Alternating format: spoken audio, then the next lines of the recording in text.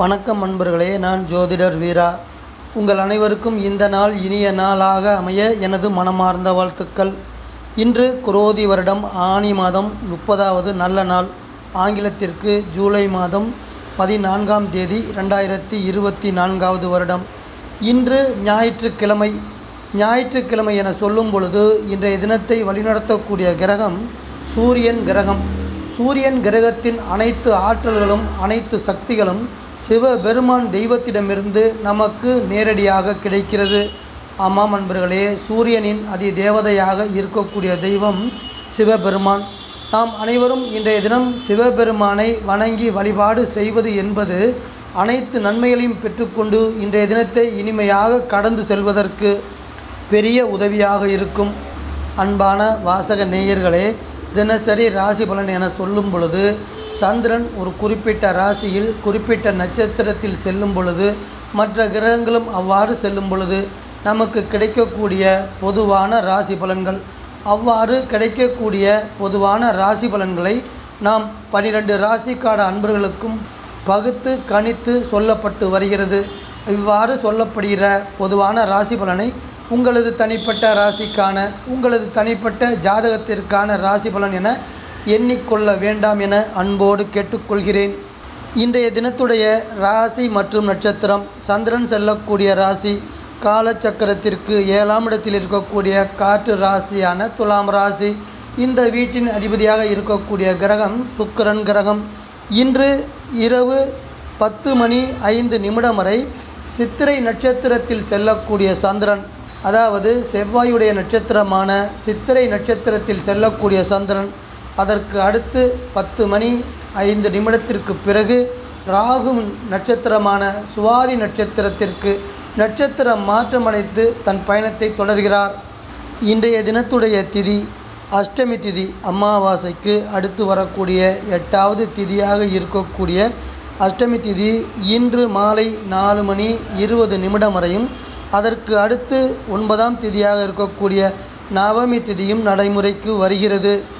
இன்றைய தினத்துடைய நல்ல நேரம் காலை 7:45 முதல் 8:45 வரையும், மாலை 3:15 முதல் 4:15 வரையும். ராகு காலம் என சொல்லும் பொழுது மாலை நேரத்தில் வருகிறது. ஆமாம் நண்பர்களே, மாலை 4:30 முதல் 6 மணி வரை ராகு காலம் இருக்கிறது. யமகண்டம் மதியம் 12 மணி முதல் 1:30 வரை இருக்கிறது. குளிகை மதியம் 3 மணி முதல் 4:30 வரை இருக்கிறது.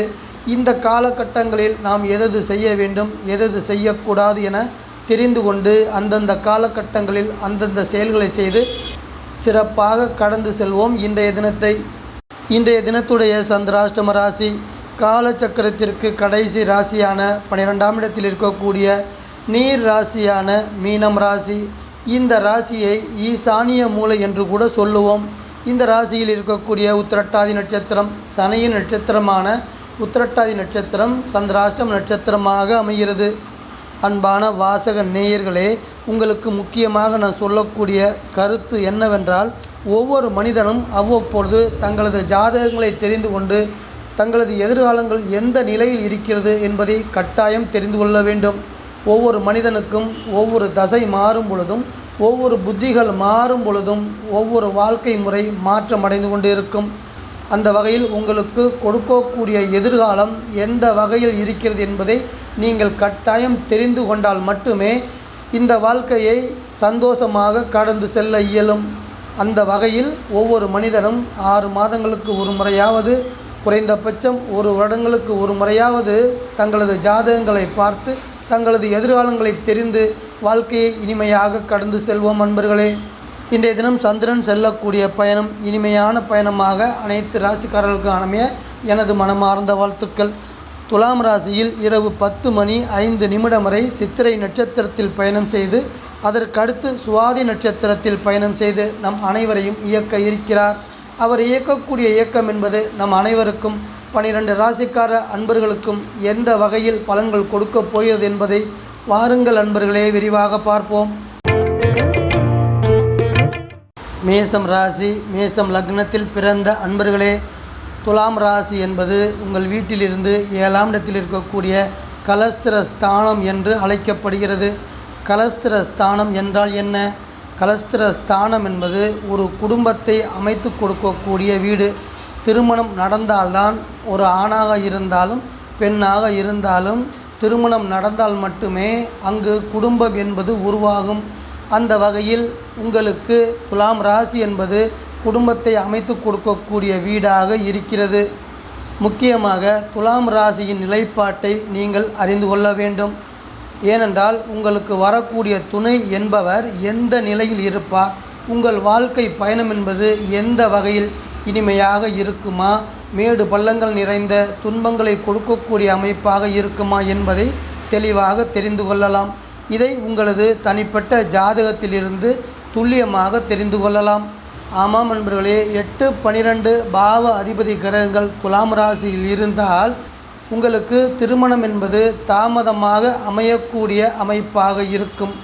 அது மட்டுமல்லாமல் 6ஆம் வீட்டின் அதிபதியின் கிரகம் துலாம் ராசியில் இருந்தால் திருமணம் என்பது சண்டை சச்சரவோடு பிரிவினையை கொடுக்கக்கூடிய அமைப்பாக இருக்கும். இதிலிருந்து நாம் தெரிந்து கொள்வது என்னவென்றால், துலாம் ராசி என்பது மேச ராசி என்பவர்களுக்கு எந்த நிலையில் இருக்கிறதோ அந்த நிலை பொறுத்தே உங்களுக்கு தாம்பத்திய வாழ்க்கை, திருமண வாழ்க்கை அமையும் என்பது கண்கூடான கருத்தாகும். ரிஷபம் ராசி, ரிஷபம் லக்னத்தில் பிறந்த அன்பர்களே, வெற்றி ஸ்தானம் என சொல்லக்கூடிய வீடு துலாம் ராசி. ஒரு மனிதன் இந்த வாழ்க்கையில் வெற்றி பெற வேண்டுமென்றால், வெற்றி என்பது முக்கியமாக பண வரவை வைத்தே கணக்கிடப்படுகிறது. ஒரு மனிதன் திறமைசாலியாக இருந்தாலும் திறமைசாலியாக இல்லாமல் இருந்தாலும் அந்த மனிதன் பணத்தை சம்பாதிக்கக்கூடிய வித்தையை கற்றுக்கொண்டால் அது அவனுக்கு வாழ்க்கையில் கிடைத்த மிக பெரிய வெற்றியாக இருக்கும். அந்த வகையில் 6ஆம் இடம் என சொல்லக்கூடிய துலாம் ராசி, ரிஷப ராசி என்பவர்களுக்கு வெற்றியின் வழியில் பல நன்மைகளை கொடுக்கக்கூடிய வீடாக அமையும். இந்த வீட்டின் நிலைப்பாடு, இதனுடைய செயல், இதனுடைய தன்மையை நீங்கள் தெரிந்து கொண்டால் உங்கள் வாழ்க்கையில் பணம் சம்பாதிக்கக்கூடிய வழி வகைகளை தெரிந்து கொள்ளலாம். ஒரு திரைப்பட பாடலில் கூட சொல்லியிருப்பார் சந்திரபாபு, புத்தி உள்ள மனிதரெல்லாம் வெற்றி காண்பது கிடையாது, வெற்றி பெற்ற மனிதர்கள் அனைவரும் புத்திசாலிகள் அல்ல. அதாவது துலாம் ராசியின் நிலை கொண்டு உங்களுக்கு வெற்றிகள் கிடைக்கிறது என்பது இதன் மூலமாக நாம் அறிந்து கொள்ளலாம். உங்களை இயக்கக்கூடிய கிரகமாக இருப்பவர் சுக்கிரன் 3ஆம் இடத்தில் கடகம் ராசியான நீர் ராசியில் அவர் செய்யக்கூடிய பயணம். இன்றைய தினம் பயணம் தொடர்பான செயல்பாடுகளுக்கு நன்மை தர இருக்கிறார். ஆமாம் நண்பர்களே, உங்களது குடும்பத்தில் சுபகாரியங்கள் தொடர்பாக நீங்கள் செய்யக்கூடிய பயணங்கள் அனைத்தும் நற்பலன்கள் கொடுக்கக்கூடிய நல்ல பயணமாக அமைத்து தர இருக்கிறார் சுக்கிரன். மிதுனம் ராசி, மிதுனம் லக்னத்தில் பிறந்த அன்பர்களே, உங்கள் வீட்டிலிருந்து 5ஆம் இடத்தில் இருக்கக்கூடிய துலாம் ராசி புத்திஸ்தானம். இந்த வீட்டில் சந்திரன் பயணம் செய்கிறார். புத்திஸ்தானம் என்பது உங்களுடைய எண்ணங்கள், உங்களுடைய செயல்பாடுகள், அதன் தன்மையை பொறுத்து உங்களுக்கு கிடைக்கக்கூடிய நன்மை தீமைகளை கொடுக்கக்கூடிய வீடு. நாம் கண்கூடாக இந்த உலகத்தில் நடந்து கொண்டிருப்பதை பார்த்து கொண்டுதான் இருக்கிறோம். மனநலம் பாதிக்கப்பட்டு எத்தனை மனிதர்கள் தன் வாழ்க்கையை இழந்து துன்பம் துயரங்கள் அடைந்து வாழ்ந்து கொண்டிருக்கிறார்கள். ஒரு மனிதன் பைத்தியமாக இருக்கிறான் என்றால் அந்த மனிதனுக்கு புத்தி சரியில்லை, புத்தி சுவாதீனம் சரியில்லை என்றே சொல்கிறோம். அந்த வகையில் துலாம் ராசி என்பது தீய கிரகங்கள் அந்த வீட்டில் இருந்தாலோ அல்லது 8, 12 தொடர்புடைய வீட்டின் அதிபதிகள் அந்த வீட்டில் இருந்தாலோ இவ்வாறான புத்தி சுவாதீனம் இல்லாமல், சுய சிந்தனைகள் தெளிவில்லாமல் வாழக்கூடிய அமைப்பை இந்த காலம் நமக்கு கொடுக்கும். அது மாதிரி மிதுன ராசி என்பவர்களுக்கு துலாம் ராசி என்பது மிகவும் சிறப்பான வீடாக நன்மை தரக்கூடிய கிரகங்கள் அந்த வீட்டில் இருந்தால் அந்த மனிதன் புத்தி சிறப்பாக, எண்ணங்கள் மனநிலைகள் மிகவும் சிறப்பாக, உயர் பதவிகள் அடையக்கூடிய IAS, மருத்துவர், இது போன்று உயர் பதவிகள் அடையக்கூடிய அமைப்பை அந்த வீட்டிலிருந்து அவர்கள் பெற்று தன் வாழ்க்கையை மிகவும் சிறப்பாக வாழ்ந்து கடந்து செல்வார்கள். காதலை கொடுக்கக்கூடிய வீடு தான் துலாம் ராசி. மிதுனம் ராசி அன்பர்களே, இளைஞர்களும் இளம் பெண்களும் தற்போதைய இருக்கக்கூடிய காலகட்டத்தில் காதல் காதல் என்று அலைந்து கொண்டிருக்கிறார்கள். அதற்கு என்ன காரணம்? துலாம் ராசி தான் காரணம். அங்கு செல்லக்கூடிய ஒரு சில கிரகங்கள் அவர்களுக்கு அது மாதிரியான மனநிலையை கொடுத்து வேலை பணி தொழில், இது எதையுமே கவனத்தில் கொள்ளாமல் காதலை நோக்கி போகக்கூடிய ஒரு எண்ணங்களை உருவாக்குகிறது. கடகம் ராசி, கடகம் லக்னத்தில் பிறந்த அன்பர்களே, மாத்ருஸ்தானம் என சொல்லக்கூடிய வீடு துலாம் ராசி. உங்கள் வீட்டிலிருந்து 4ஆம் இடத்தில் இருக்கக்கூடிய சுகஸ்தானமாக அமைந்த வீடு துலாம் ராசி. இது காற்று ராசியாக இருக்கிறது. இதன் அதிபதி சுக்கிரனாக அமைந்திருக்கிறார். ஆமாம் அன்பர்களே, இந்த வீட்டில் இருந்துதான் உங்களுக்கு உங்கள் தாயின் வழியில் கிடைக்கக்கூடிய அனைத்து வகையான நன்மைகளும் கொடுக்கிறது. நாம் இந்த உலகத்தை பார்த்து கொண்டு தான் இருக்கிறோம். எத்தனை மனிதர்களுக்கு, எத்தனை குழந்தைகளுக்கு தான் தாய் தன் கடைசி காலம் வரை அவர்களுக்காக வாழ்ந்து சென்று கொண்டிருக்கிறார். அவ்வாறு அனைவருக்கும் கிடையாது. ஒரு சில குழந்தைகளுக்கு அவர்கள் குறைந்த வயது இருக்கும் பொழுதே அவரது தாய் அவரை விட்டு பிரிந்து செல்கிறார்கள். இதற்கெல்லாம் என்ன காரணம்? துலாம் ராசி தான் காரணம். அந்த ராசியிலிருந்து உங்களுக்கு கிடைக்கக்கூடிய ஆற்றல்கள் எந்த வகையாக இருக்கிறதோ அந்த வகை கொண்டே உங்களுக்கு உங்கள் தாயின் அன்பு பாசம் எத்தனை ஆண்டுகள் கிடைக்கும் என்பது தீர்மானிக்கப்படுகிறது. அதே மாதிரி துலாம் ராசி தான் உங்களுக்கு கல்வியை கொடுக்கக்கூடிய வீடு. ஒரு மனிதன் கல்வியில் சிறந்து விளங்குகிறான். இந்த சமுதாயத்தில் கல்வியினால் நல்ல உயர் பதவி அடைகிறான். சிறப்பான வேலை அமைந்து நல்ல வருமானம் கிடைத்து வாழ்க்கையில் நல்ல நிலையை, வசதிகள், வாய்ப்போடு வாழ வேண்டுமென்றால் அந்த கல்வி ஸ்தானம் என்ற துலாம் ராசி, கடக ராசி என்பவர்களுக்கு சிறப்பான நிலையில் இருக்க வேண்டும். இதை நாம் கட்டாயம் தெரிந்து கொள்ள வேண்டும். இந்த ராசியில் உங்களுக்கு கொடுக்கப்பட்டிருக்கின்ற அமைப்பை பொறுத்து உங்களுடைய கல்வி நிலை அமையும். அனைவருமே ஐஏஎஸ் படிப்பது கிடையாது, அனைவருமே வக்கீல் ஆவது கிடையாது, அனைவருமே மருத்துவர் ஆவது கிடையாது. 100க்கு 50% மாணவர்கள் 12வதை தாண்டுவதே சந்தேகத்திற்குடைய இடமாக அமைந்து விடுகிறது. ஆமாம் நண்பர்களே, குறைந்த கல்வி கற்றுக்கொண்டு டிப்ளமோ மட்டும் படித்து கொண்டு வேலைக்கு சென்று விடுகிறார்கள் இன்றைய காலத்து மாணவர்கள். காரணம், துலாம் ராசி என்பது சிறப்பில்லாத தன்மைதான். சிம்மம் ராசி, சிம்ம லக்னத்தில் பிறந்த அன்பர்களே, துலாம் ராசி என்பது உங்கள் வீட்டிலிருந்து 3ஆம் இடத்தில் இருக்கக்கூடிய சகோதரஸ்தானம், இளைய சகோதரஸ்தானம். ஆமாம் அன்பர்களே, உங்களது சகோதரர் சகோதரிகளின் தன்மைகளை இந்த வீடு தீர்மானிக்கிறது. இந்த வீட்டின் திறனை கொண்டு உங்களுக்கு அவர்களிடமிருந்து அன்பு பாசம் கிடைக்குமா, போட்டி பொறாமைகள் கிடைக்குமா என்பது கொண்டு வந்து தரப்படுகிறது. ஒரு தந்தை அவர் சேர்த்து வைத்திருக்கக்கூடிய சொத்துக்கள் அதை பிரித்து கொள்வதில் அண்ணன் தம்பிகளிடையே, அக்கா தங்கைகளிடையே, சகோதர சகோதரிகளிடையே பிரிவினைகள் என்பது தற்போது அதிகமாக வந்து கொண்டிருக்கிறது. காரணம், அன்பு பாசம் என்பது அதிக அளவு கிடையாது. தன் தம்பிதானே கஷ்டப்படுகிறார், தன் அக்காதானே கஷ்டப்படுகிறார் என்ற விட்டு கொடுத்து செல்லக்கூடிய மனநிலை இந்த உலகத்தில் குறைந்து கொண்டே வருகிறது.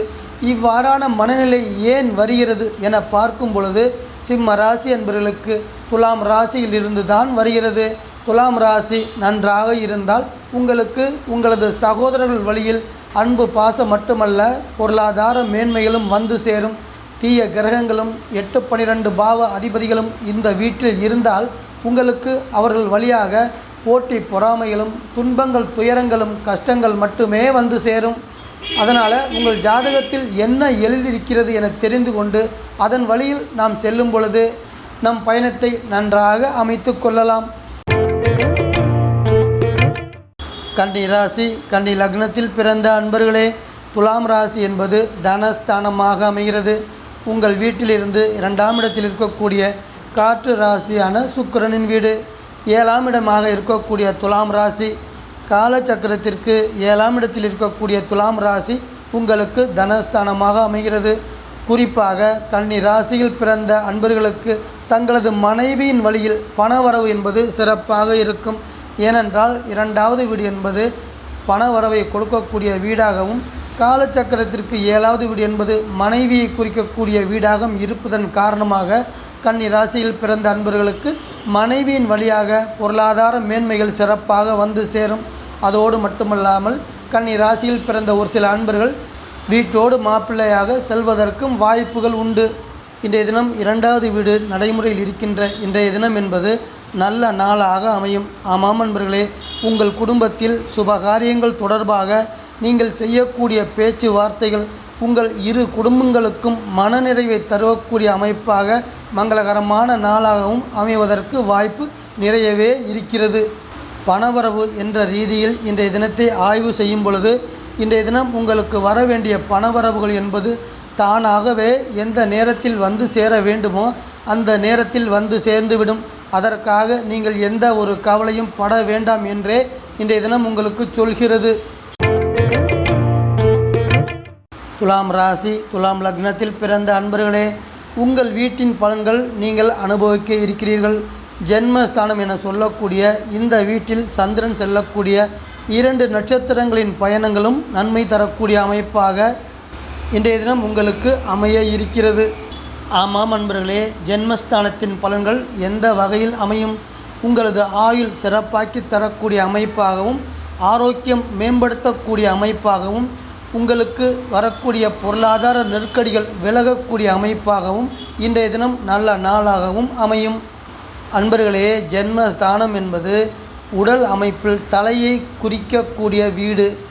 துலாம் ராசி அன்பர்களே, உங்களுக்கு உங்கள் இயக்கம் என்பது உங்களது எண்ணங்கள், உங்களது செயல்பாடுகள், உங்களது கோபம், உங்களது குணம், உங்களது திறமை அனைத்துமே உங்கள் வீட்டிலிருந்தே உங்களுக்கு கொடுக்கப்படுகிறது.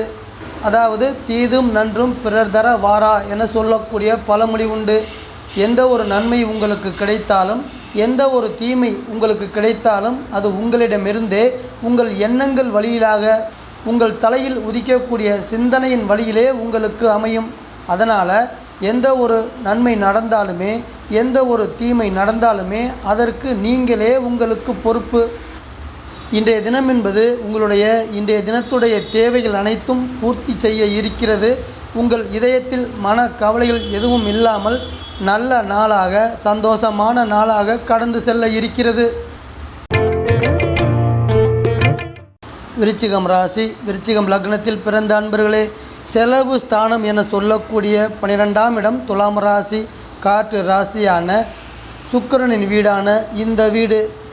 ஆமாம் அன்பர்களே, விருச்சிக ராசி என்பவர்களுக்கு செலவு என்பது ஏதாவது ஒரு வகையில் வருகிறது என்றால் அந்த செலவு 12ஆம் இடம் என சொல்லக்கூடிய துலாம் ராசியின் வழியாகத்தான் உங்களை வந்து சேரும்.